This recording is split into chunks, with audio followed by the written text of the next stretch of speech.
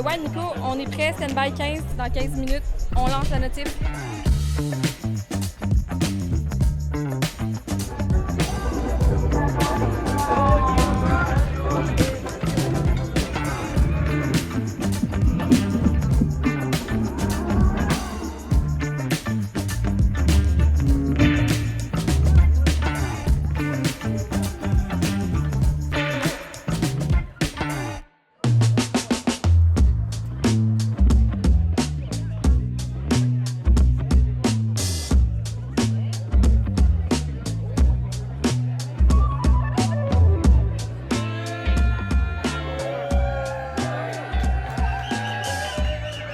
Bonjour tout le monde, bienvenue à cet imprévisible Loto-Québec. Vous êtes présentement dans la cour qui abritait la maison à mon père, Claude, juste ici. Donc ma maison aussi d'enfance. La madame juste dans le fond avec la calotte jaune, vous êtes à peu près où le divan sur lequel j'ai eu ma première peine d'amour. Le monsieur là-bas, c'est l'endroit du premier bureau du festif à l'époque. On a inventé le festival chez mon père, donc c'est ici. Et eux autres sont dans mon lit. Là. Ouais, à peu près. Et il y a eu des inondations, comme tout le monde le sait, donc la maison n'existe plus. Et c'est super émotif pour moi, mon père et mon copain Yves qui a racheté le terrain, donc il y a cette belle maison. Yves! Qu'est-ce que ça a comme symbole aujourd'hui? Quand Clément est venu vous voir pour vous dire « Hey, on ferait ça sur le terrain », moi, j'ai adoré ça. Parce qu'à quelque part, c'était pénible, une inondation, là, tu sais. Du jour au lendemain, tu te retrouves avec 5 pieds d'eau ici. Mes voisins, tout ça, c'était comme catastrophique. Mais avec le temps qui passe, je pense qu'on a fait d'un mauvais événement. Aujourd'hui, en tout cas, un événement joyeux. On réinaugure la cour que j'habitais, où étaient les premiers bureaux du festif, d'ailleurs, dans cette maison-là. Fait qu'on réinaugure le terrain qui est devenu le terrain de Yves. Fait qu'aujourd'hui, c'est un événement joyeux, là. Contrairement aux années où on a dû se ramasser, essayer de construire.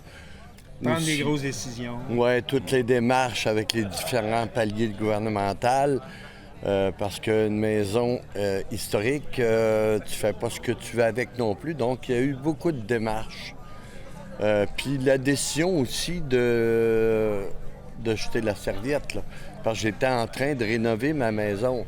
Sauf que je m'apercevais qu'on se dirigeait vers un gouffre financier énorme pour une maison qui, en bout de ligne, parce que la maison continuait à travailler avec les inondations. Un coup, les inondations passaient. Tu vois, le toit ne coulait pas. Tout d'un coup, le toit se met à couler. Donc, la maison continuait à travailler. En analysant tout ça, il y avait une décision à prendre. C'est où je continue ou j'arrête. Je suis quand même rendu à pas loin de 70 ans dans quelques mois. Fait que, c'est ça, il y avait une réflexion à faire. Donc, c'est une renaissance ici aujourd'hui. Est-ce qu'on tourne une page? Oui, moi, je représente le passé, en fait. OK. Je représente le passé, puis lui, il représente le futur. Puis là, on va faire la transition aujourd'hui avec le spectacle qui va être présenté ici. As-tu quelque chose à rajouter, mon Yves? Bien, simplement, bienvenue dans le quartier. Merci de respecter la place. Merci de respecter le Lower East Side de Baie-Saint-Paul. On est tellement tout le temps contents de vous voir, les festivaliers, les festifois. Mais là, je présente. OK, good. Mais ouais, vous êtes beaux, vous êtes belles. C'est le fun de vous avoir dans notre quartier. Bienvenue chez nous. Maintenant, ben c'est ça. C'est pas à nous autres à parler tant que ça. Monsieur Faulkner va venir nous entertainer. Stephen Faulkner, mesdames et messieurs. Rock on. Stephen Faulkner, bonjour. Messieurs, cher public. C'est pas la première fois que vous venez jouer à Baie-Saint-Paul. Ça, ce que je disais à quelqu'un tantôt, je sais pas, avec Plume, sûrement une fois, peut-être deux. Moi, une où le maire, ma guitare était tombée, au moins 8, 9 fois que je joue ici, je crois. Mais c'est bon. Je suis content qu'on fasse ça ici, ce soir. Vraiment. Mets-moi de la guitare un peu. Mets du jus, parce qu'ils sont bien plus que tout à l'heure. Ils veulent tous avoir un morceau de jus, une goutte de jus, chacun, tu sais. Ça fait combien de temps que vous roulez votre bosse dans le métier? Elle a été bien roulée.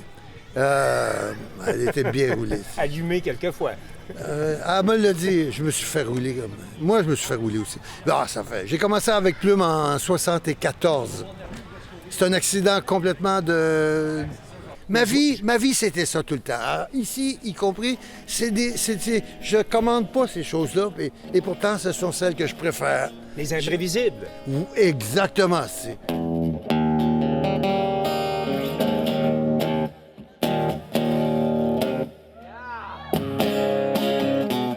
Oh, mets-y plus de volume.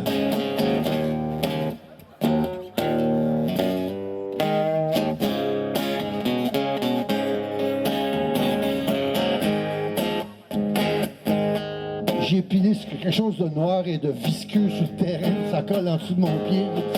J'ai gravi la montagne de l'amour. J'ai monté le sentier des rêves.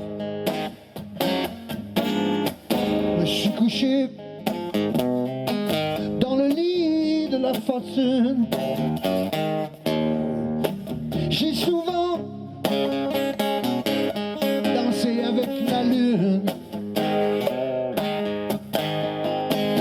J'aime autant mourir incompris que de passer ma vie à m'expliquer. J'aime autant mourir incompris que de passer ma vie à m'expliquer. Pensez-vous que ça aurait été possible pour une gang qui venait pas de Baie-Saint-Paul d'organiser un festif comme ça? Oh! Moi, je dirais que non. Non, je suis là depuis le début. Là, Ouais, comme ouais. père à Clément, même avant le début, quand ça se faisait à triper dans le tête, j'étais là, en me disant que, regarde, ils vont le faire une fois puis ça va être fini. Là. Je me suis trompé. Puis, mais pour donner l'événement qu'on a présentement, sans vouloir dénigrer personne, si tu connais pas le milieu, tu connais pas les gens non plus, parce qu'il y a une façon d'aborder, parce que c'est pas évident, là. Non. T'as envahi une ville là, avec plein de monde, là. Tu peux te faire haïr comme il faut avec ça, là. Ouais. Fait qu'il faut que tu connaisses un peu aussi les gens, faut que tu sois capable de communiquer. Ici, là, est-ce qu'on peut dire que tout le voisinage est heureux de voir arriver un imprévisible puis que le festif vienne souligner l'événement? Ça, je pense que oui. Oh, oui, le quartier, on est... la façon que le festif nous a aidés après les inondations, comment ils ont organisé les bénévoles, puis comment ils ont vraiment soudé Moi, quand je suis rentré dans ma maison, là, quand on a commencé à nettoyer, là, je me serais effondré à terre. J'avais pas eu la gang de bénévoles qui sont arrivés puis qui sont venus, qui disaient des jokes niaiseuses, puis je trouvais ça magnifique, là, parce que c'était juste vraiment un élan de solidarité puis qui a été vraiment organisé par le festif a cet appareil-là de dispatcher des bénévoles puis les faire travailler. C'était magique à ce moment-là.